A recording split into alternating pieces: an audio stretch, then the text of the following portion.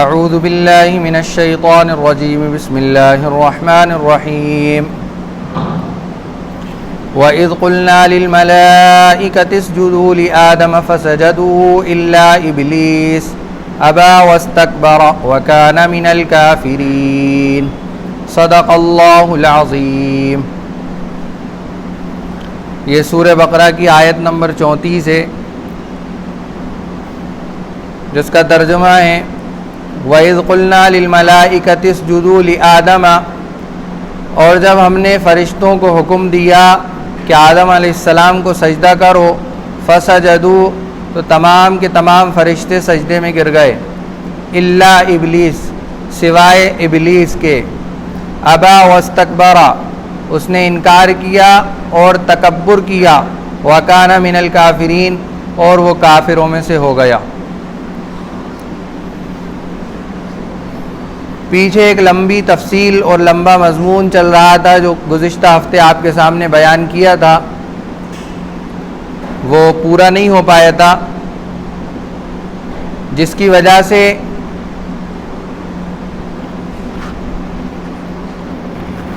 ایک آیت کی تلاوت آج کی گئی۔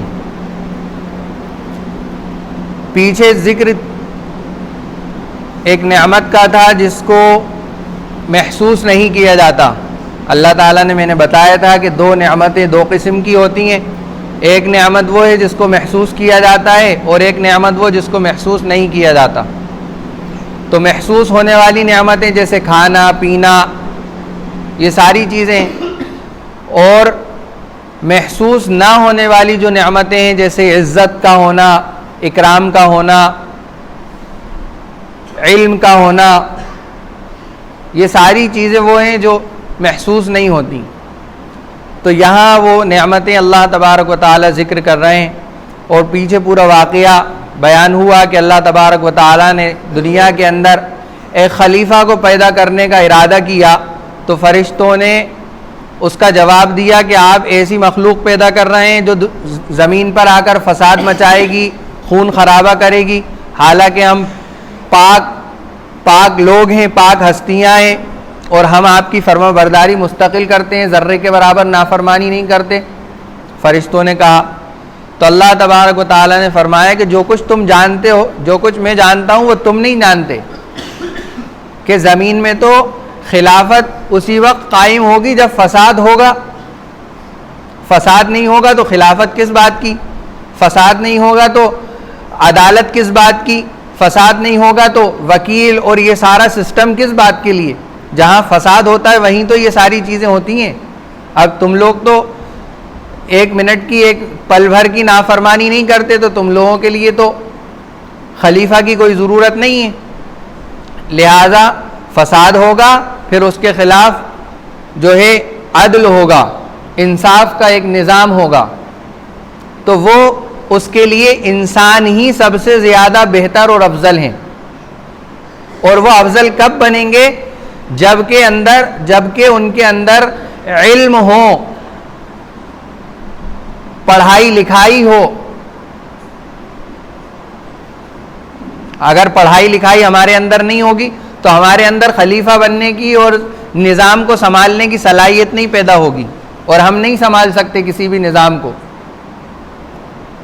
اسی لیے میں نے گزشتہ ہفتے کہا تھا کہ ان آیات کو اس دور کے اندر اگر ہم فٹ کریں اور ان حالات کے اوپر ہم تطبیق دیں اور ان حالات کے اوپر ان آیات کو رکھیں، تو پتہ یہ چلتا ہے کہ ہمارے بچوں کو اور ہمیں بھی علم کی بہت زیادہ ضرورت ہے، چاہے وہ دینی علم ہو یا دنیاوی علم، دونوں کی انتہائی ضرورت ہے۔ لیکن اس میں افضل کون سا ہے کہ پہلے آپ دینی تعلیمات اپنے بچوں کو دلوائیں، ان کا ایمان ایسا ٹھوس ہو جائے کہ پھر وہ کسی بھی اسکول میں چلے جائیں اور ان کے ایمان کے اندر ڈگمگاہٹ اور ان کے ایمان کے اندر کسی طرح کی کمی نہیں آنا چاہیے۔ لیکن ہوا یہ کہ ہم نے بچوں کو اس طرح ایمانی تیاریاں نہیں کروائیں، ان کے ایمان کے اوپر ایسی محنت نہیں کروائی کہ ہم اپنے بچوں کو اب بلا خوف چھوڑ دیں کسی میدان میں۔ ہوتا ہے نا، آپ نے سنا ہوگا مینڈوں کی لڑائی ہو رہی ہے، مرغوں کی لڑائی ہو رہی ہے، تو پہلے کیا کیا جاتا ہے؟ ان کو ٹرین کیا جاتا ہے، بہت زیادہ مضبوط کیا جاتا ہے، پھر وہ جو اس کا مالک ہوتا ہے وہ چھوڑ دیتا ہے میدان میں بے خوف ہو کر. اگر وہ تیاری نہیں کروائے گا تو اس کو ڈر رہے گا کہ نہیں رہے گا. لیکن آج ہمارا حال کیا ہو گیا ہے کہ ہم نے تیاری بھی نہیں کروائی ہے اور ڈر بھی نہیں ہے ہمارے اندر کہ ایسا نہیں ہمارا جس کھلاڑی کو ہم نے میدان میں اتارا ہے ایسا تو نہیں کہ وہ ہار جائے. یہ ڈر بھی ہمارے دلوں سے نکل گیا. کتنی پیاری مثال فٹ ہو رہی ہے. کم سے کم ڈر تو ہو ہمارے اندر کہ ہم اپنے بچوں کو اسکول بھیج رہے ہیں, غیروں کے اسکول بھیج رہے ہیں, کسی بھی اسکول بھیج رہے ہیں, وہ وہاں جانے کے لیے ایمانی اعتبار سے تیار ہیں نہیں ہیں, اس کی کوئی فکر ہمارے اندر نہیں. اس لیے سب سے پہلے ان کی ایمانیات پر اور ان کے عقائد کے اوپر محنت کی جائے. مدرسے کے اندر, مکتب کے اندر, جس اعتبار سے کر سکتے ہوں اس اعتبار سے ان کی ایمان کی فکریں کریں اور ہم بھی اپنے ایمان کی فکریں کریں. تو سب سے بڑی چیز کیا ہے زمین کے اندر؟ اگر آپ کو خلیفہ بننا ہے, اگر آپ کو کوئی نظام چلانا ہے تو آپ کو علم حاصل کرنا پڑے گا. علم حاصل کرنا پڑے گا. ایک نعمت ہے جس کو اللہ تبارک و تعالیٰ نے آدم علیہ السلام کو عطا فرمائی اور اس نعمت کے ذریعے فرشتوں سے بھی افضل قرار پائے کہ جب فرشتوں سے کہا کہ جو نام میں نے آدم علیہ السلام کو سکھائے ذرا تم گنواؤ ان ناموں کو, تو فرشتوں نے چپ ہو گئے. اور جب آدم علیہ السلام سے کہا کہ تم گنواؤ نام جو کچھ تمہیں سکھایا ہے, تو آدم علیہ السلام نے فر ساری چیزیں سنا دی. پھر کیا کہا کہ دیکھو یہ تو ایک افضلیت کی اونچی چیز ہو گئی. اچھا ایک بات اور, سب سے پہلے دنیا کے اندر خلیفہ کون بنائے گئے؟ جی آدم علیہ السلام بنائے گا. انہوں نے آ کر نظام چلایا. اس کے بعد پھر اللہ تبارک و تعالی وقتاً فوقتاً دھیرے دھیرے ضرورت کے اعتبار سے اپنے خلیفاؤں کو بھیجتے رہے. کبھی نوح علیہ السلام آئے, کبھی ابراہیم علیہ السلام آئے, کبھی لوط علیہ السلام آئے, کبھی یونس علیہ السلام آئے. سب نے اس دنیا کے اندر حکومت کی. سلیمان علیہ السلام آئے, داؤد علیہ السلام آئے. کوئی اپنے خاندان کے لیے آیا, کوئی اپنے ملک کے لیے آیا, کوئی اپنی بستی کے لیے آیا. ہر ایک کا ایک محدود دائرہ ہوتا تھا اور ہر ایک کی ایک محدود شریعت ہوتی تھی کہ ان کی شریعت کے اندر یہ چیز ہے. تو اب جب دوسرا نبی دوسرا رسول آئے گا تو وہ شریعت ختم ہو جائے گی, اب اس کی شریعت چلے گی. پھر اگلا نبی آئے گا تو ان کی شریعت چلے گی. جو چیزیں پچھلی شریعت میں تھیں اگلی شریعت کے اندر وہ چیزیں ختم ہو جائیں گی, نئی چیزیں آئیں گی. اسی طرح چلتا رہا سلسلہ. آخر میں جو سب سے خلیفہ آئے جناب محمد الرسول اللہ صلی اللہ علیہ وسلم, آخری خلیفہ. مسلم شریف کی روایت میں کہ اللہ کے نبی صلی اللہ علیہ وسلم کو 6 چیزوں کے ذریعے سے افضلیت عطا کی گئی. ان میں سے کیا کیا تھی؟ جیسے کہ پہلے نبی اپنی قوم کے لیے آئے تو اللہ کے نبی صلی اللہ علیہ وسلم کو پوری دنیا کے لیے, صرف ایک قوم ایک طبقے کے لیے نہیں, پوری دنیا کے لیے خلیفہ بنایا گیا. پچھلے نبیوں کی شریعت محدود ہوتی تھی, اللہ کے نبی کی شریعت قیامت تک کے لیے. پچھلے نبی اگلے نبی تک کے لیے ہوتے تھے, یعنی اگلے نبی آ گئے تو اب پچھلے نبی کی شریعت ختم. اللہ کے نبی قیامت تک کے لیے اور پوری دنیا کے انسانوں کے لیے. اب آپ کے بعد کوئی نہ شریعت آئے گی, نہ کوئی نیا نبی پیدا ہو کے آئے گا. یہ لفظ بہت قابل توجہ ہے, بہت پوائنٹ کا لفظ ہے جو میں کہہ رہا ہوں کہ اب کوئی نیا نبی پیدا ہو کر نہیں آئے گا. نیا نبی کیا ہو کر نہیں آئے گا؟ پیدا ہو کر نہیں آئے گا. عیسیٰ علیہ السلام آئیں گے, نئے نبی ہوں گے وہ. کیوں؟ کیونکہ اللہ کے نبی سے 500 سال پہلے آ چکے ہیں, تو پتہ کیا چلا پرانے ہیں. پیدا ہو کر کیوں نہیں آئیں گے؟ اس لیے کہ پیدا ہو چکے ہیں, زندہ ہیں آسمانوں کے اوپر. تو وہ پرانے نبی ہیں اور پیدا ہو کر نہیں آئیں گے بلکہ آسمان سے اتریں گے. یہ اس لیے کہہ رہا ہوں کہ اس لفظ کے ذریعے سے بہت سارے لوگوں نے دھوکہ دے کر امت کے بہت بڑے طبقے کو گمراہ کر رکھا ہے. تو اللہ کے نبی کے بعد اب نہ کوئی خلیفہ آئیں گے اور نہ کوئی نئی شریعت آئے گی، نہ ہی کوئی نیا دین آئے گا. ایک فضیلت اللہ کے نبی کو اور ایک خصوصیت کیا دی کہ آپ کے بعد تو کوئی نبی نہیں آئے گا، اب آپ کے بعد آپ ہی کی امت کو یہ کام سنبھالنا ہے، جس کو ہم سنتے رہتے ہیں نبیوں والا کام ہمیں دیا گیا ہے، نبوت والا کام، تو یہ کام ہمیں سنبھالنا ہے. اور یہ امت کبھی بھی بڑی تعداد میں گمراہی پر جمع نہیں ہوگی. ہاں چھوٹے چھوٹے طبقے گمراہ ہوں گے لیکن بڑی تعداد میں گمراہی پر جمع ہو سکے یہ نہیں ہوگا. آپ دیکھیں علماء کی کتنی بڑی تعداد ہے، کتنی بڑی تعداد، ان کے پیچھے چلنے والوں کی کتنی بڑی تعداد ہے، لیکن جو گمراہ ہوتے ہیں ان کی سب سے بڑی کمی جو ہوتی ہے وہ یہ ہوتی ہے کہ وہ علماء سے کٹ جاتے ہیں. جہاں وہ علماء سے کٹے، کسی عالم سے دور ہوئے یا کسی بھی عالم سے دور ہوئے تو وہ کیا ہوتے ہیں کہ پھر وہ اپنا راستہ اختیار کر لیتے ہیں جو سیدھا گمراہی کی طرف جاتا ہے. پرسوں نہیں جمعے کے دن ایک نوجوان لڑکے سے بات چیت ہوئی، 22-23 سال کا لڑکا ہوگا. ان کے بارے میں کسی دوسرے نے ملاقات کروائی کہ صاحب یہ نیت جو ہے اوپر باندھتے ہیں، سینے پر باندھتے ہیں. ملاقات ہوئی، کیا بات ہے؟ انہوں نے کہا صاحب میں نے حدیث میں پڑھا ہے کہ اللہ کے نبی نیت سینے پر باندھتے تھے. تو میں نے ان سے یہ کہا کہ بھائی اگر آپ کے سر میں درد ہو یا آپ کو کوئی بیماری ہو جائے اور آپ نے کوئی دوا کتاب کے اندر پڑھ لی تو کیا آپ اس دوا کو خرید لیں گے؟ کہنا نہیں. میں نے کہا ضروری نہیں کہ جو بات آپ نے پڑھی ہے وہ آپ کے لیے عمل کے لائق ہو. ہاں حدیث ہے، اپنی جگہ ہے، صحیح ہے، حدیث کا انکار نہیں کر رہے، لیکن وہ آپ کے لیے عمل کے لائق ہے یا نہیں وہ کون بتائے گا؟ ڈاکٹر بتائے گا جس نے 8 سال 10 سال اپنے گزارے ہیں اس پڑھائی کے اندر. کوئی بھی آئے، کوئی بھی کچھ پڑھ لے، عمل کرنے لگے تو کیا ہوگا کہ منمانی ہو جائے گی. وہ تو دین اپنے طریقے سے دین کے اوپر چلے گا. اس لیے ہمیں باندھا گیا ہے کہ ہم بھٹکے نہیں ادھر ادھر. کوئی امام ابو حنیفہ کی طرف چلنے والا ہے تو ان کے پیچھے بند کر چلے، ادھر ادھر نہ بھٹکے. امام شافعی کے پیچھے چلنے والا ہے تو وہ ان کی پیروی کرے. امام مالک کے پیچھے چلنے والا ہے تو وہ مکمل ان کے بتائے ہوئے راستے پر چلے.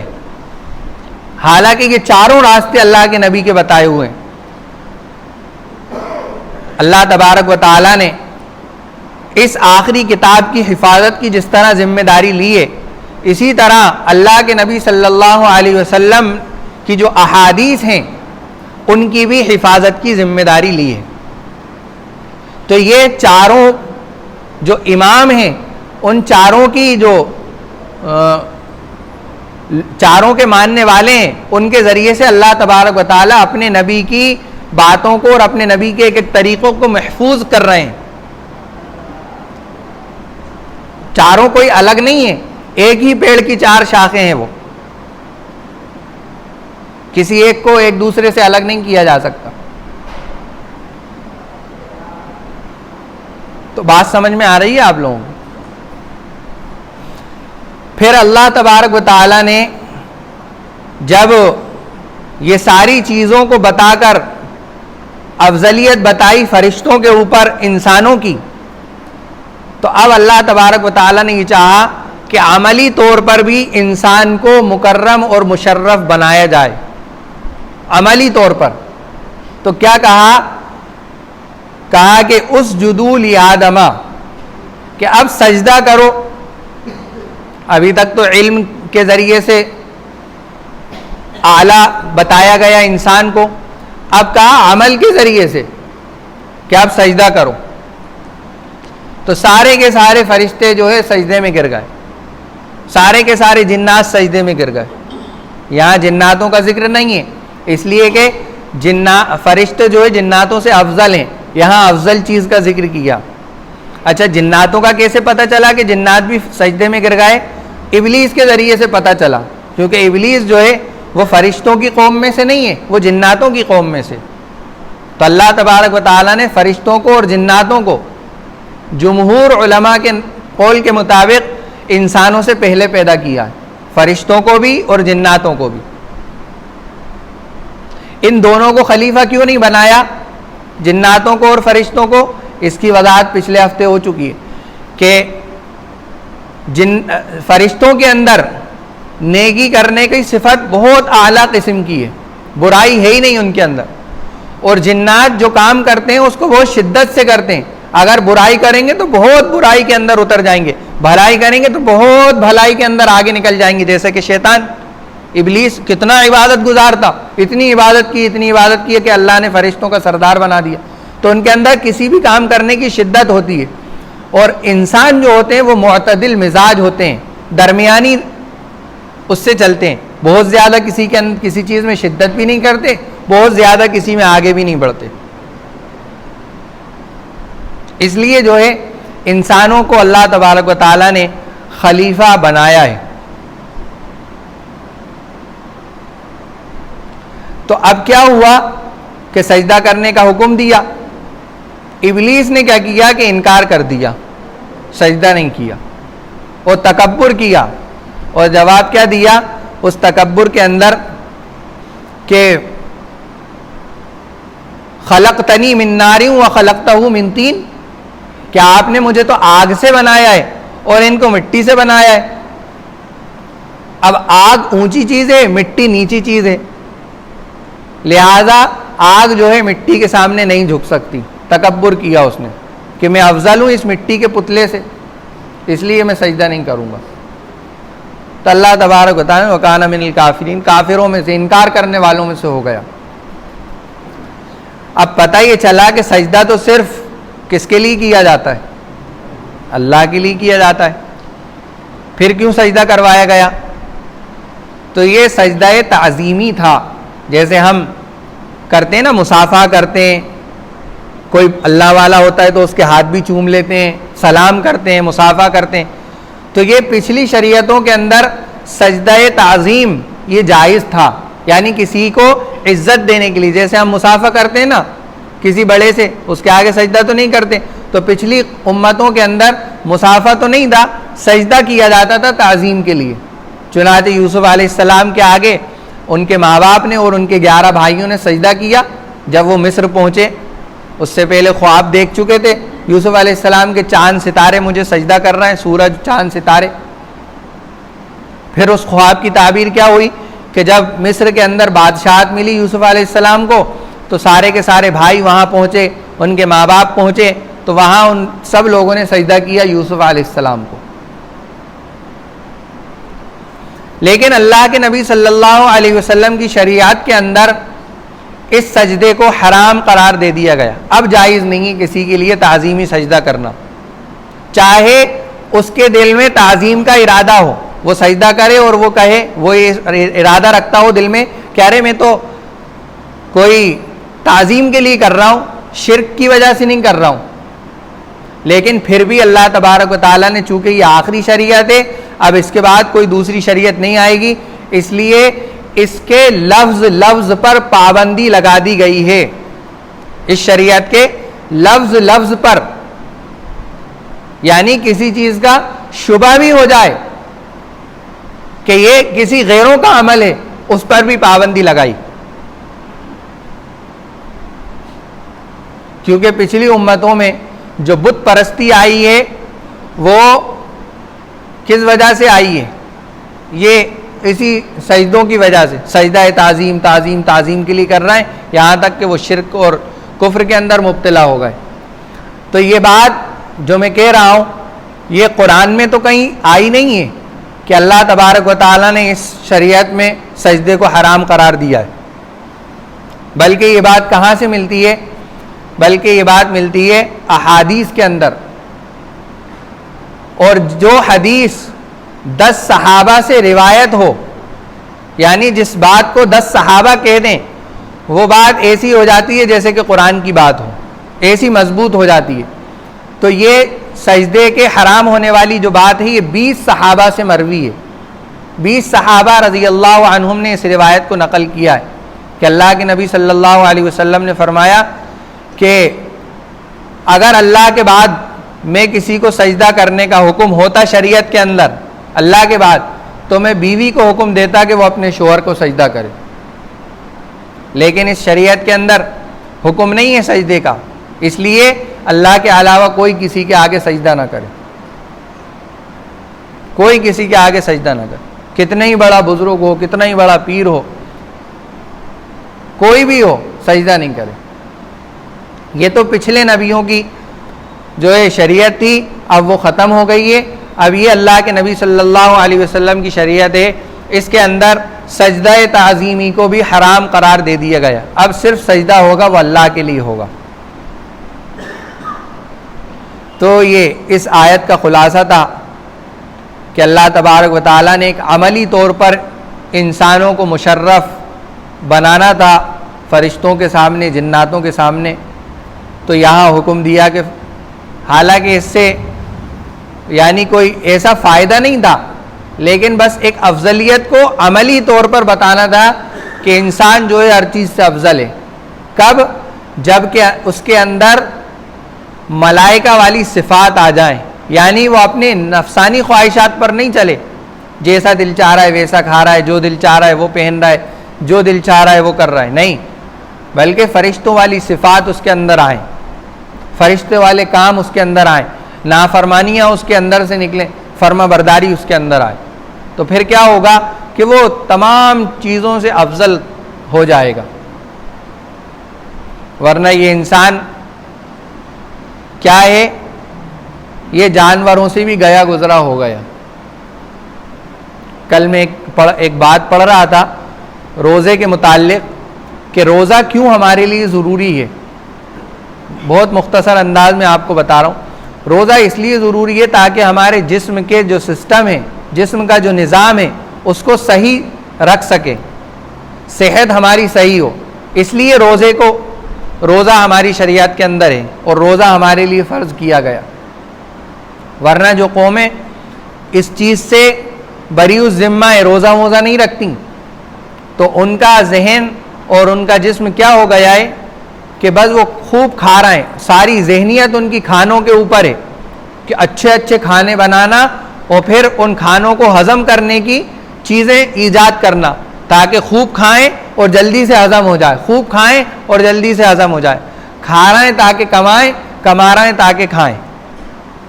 آج کل تو وہ یوٹیوب وغیرہ پر وہ ویڈیو آنے لگی ہیں کھانے کی، بہت سارا کھانا رکھا رہتا ہے اور وہ کمپٹیشن ہوتا ہے اس میں کہ کون کتنا کھانا کھا سکتا ہے۔ تو روزہ جو ہے اس لیے رکھا گیا ہے تاکہ ہمارا جسمانی نظام صحیح ہو، ہم آزاد نہیں بن جائیں کہ جو من میں آ رہا ہے وہ کر رہا ہے، نہیں، ہم ایک شریعت کے، ایک مذہب کے تابع ہیں، ہمیں اسی کے مطابق اپنی زندگی کو گزارنا چاہیے۔ اللہ تبارک و تعالی ہم سب کو کہنے سننے سے زیادہ عمل کرنے کی توفیق عطا فرمائے۔ اب آگے جو ہے جنت کے اندر جو پھل کھایا تھا حضرت آدم علیہ السلام نے، اس کا تذکرہ ہے اور آگے اور بھی باتیں ہیں۔ سبحان اللہ و بحمدہ، سبحانک اللہم و بحمدک، نشہد ان لا الہ الا انت، نستغفرک و نتوب الیک۔ سبحان ربک رب العزۃ عما یصفون وسلام علی المرسلین والحمد للہ رب العالمین۔